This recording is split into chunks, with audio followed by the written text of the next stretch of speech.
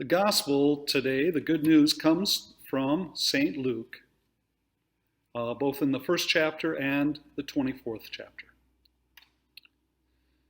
The beginning of the Gospel of Luke begins like this.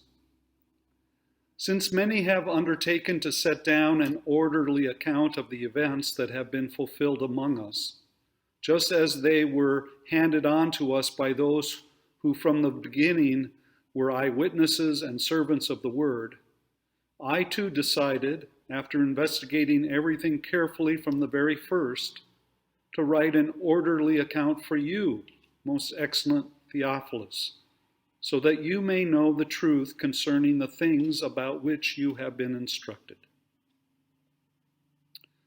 The Gospel of Luke concludes with Jesus speaking to the disciples and their companions.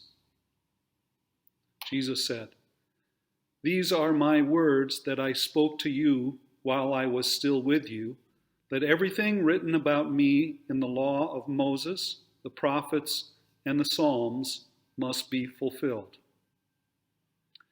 Then Jesus opened their minds to understand the scriptures, and he said to them, "Thus it is written that the Messiah is to suffer and to rise from the dead on the third day, and that repentance and forgiveness of sins is to be proclaimed in his name to all nations, beginning from Jerusalem.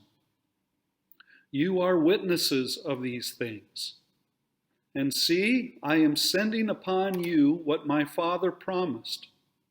So stay here in the city until you have been clothed with power from on high." Then he led them out as far as Bethany, and lifting up his hands, he blessed them. While he was blessing them, he withdrew from them and was carried up into heaven. And they worshipped him and returned to Jerusalem with great joy, and they were continually in the temple blessing God. The Gospel of the Lord. Praise to you, O Christ.